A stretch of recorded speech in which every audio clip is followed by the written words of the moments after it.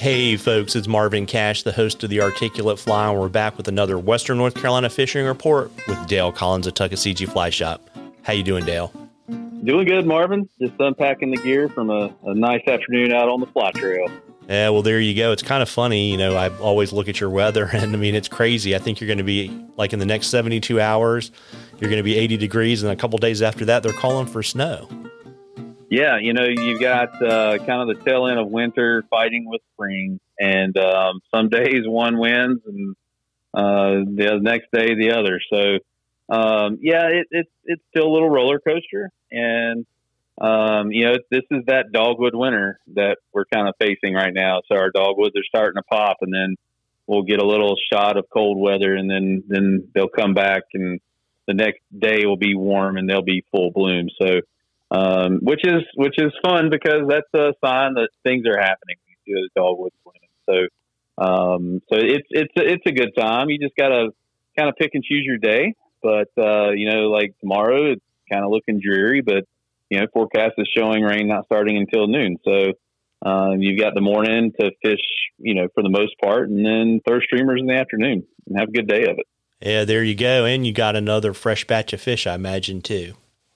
Yeah, they're going through the April round of stocking delayed harvest this week and next, and it's all going to be fishing really good. Another spot that gets stocked pretty regularly, Cherokee. Sometimes we often forget to chat about the Cherokee Waters, but they just had a tagged tournament here a couple weeks ago, and they're opening Saturday there. I guess the end of the last Saturday in March, and it's absolutely loaded up in the general waters and the trophy section. So that's a place to not forget about to go as well. And sometimes, depending on how these fronts move in with the rain, those streams coming out of the south side of the park and off the parkway can sometimes have less water than the ones from the south. So those are nice fallbacks if your favorite stream is too high. But man, just a great time to be out on the water. Any day, any situation, you can make it happen. Yeah, and so what should folks expect to see, in the park and then on the DH? So in the park, I would toss, you get in there, pick the holes, the sunshine on them already. If you're in the shade, then maybe do some double nymph rigs. But if you got sunshine, then go ahead and do some dry dropper work. And I would start with a caddis. We're in that yellow caddis range.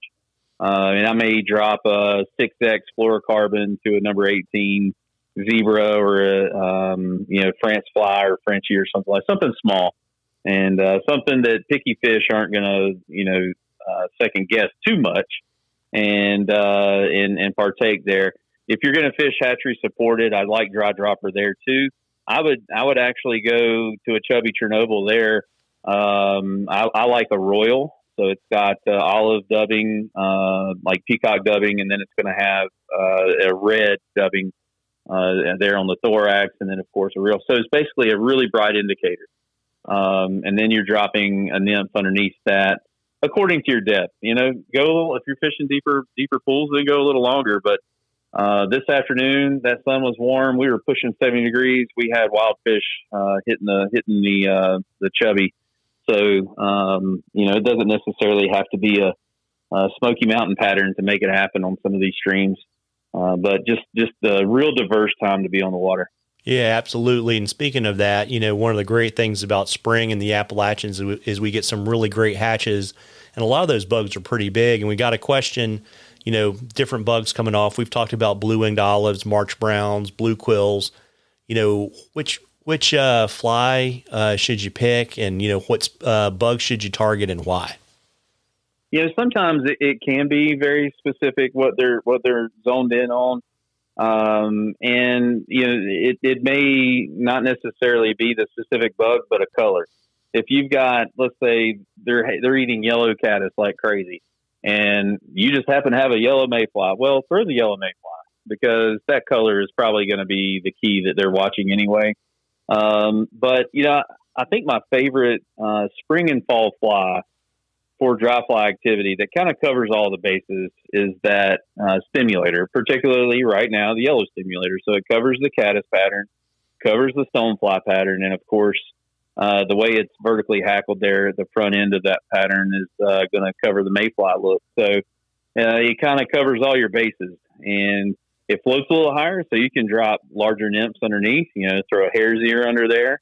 It could be a small tungsten jig like around an 18 or so, and but just have a lot of fun with it. And it's probably 50-50 on if they're going to hit the nymph versus the stimulator. Yeah, and the great thing too is you can always trim the hackle and get that thing to float a little bit closer to the surface film. Absolutely, you can really play around with how you present that, and you may want to go 4X. Depending on the size of the stimulator, make sure it turns over and doesn't get all twisted up. Throw 4X and then go like a 6 or 7X off the dropper and off the back of that hook, or you may need to go through the eye of the hook, just depending if you're using barbless or not. But just a fun way to kind of play around some different settings. Yeah, absolutely. And folks, we love questions on the articulate fly. You can email them to us. You can DM us on social media. You can even drop them in the comments on our social media posts, whatever's easiest for you.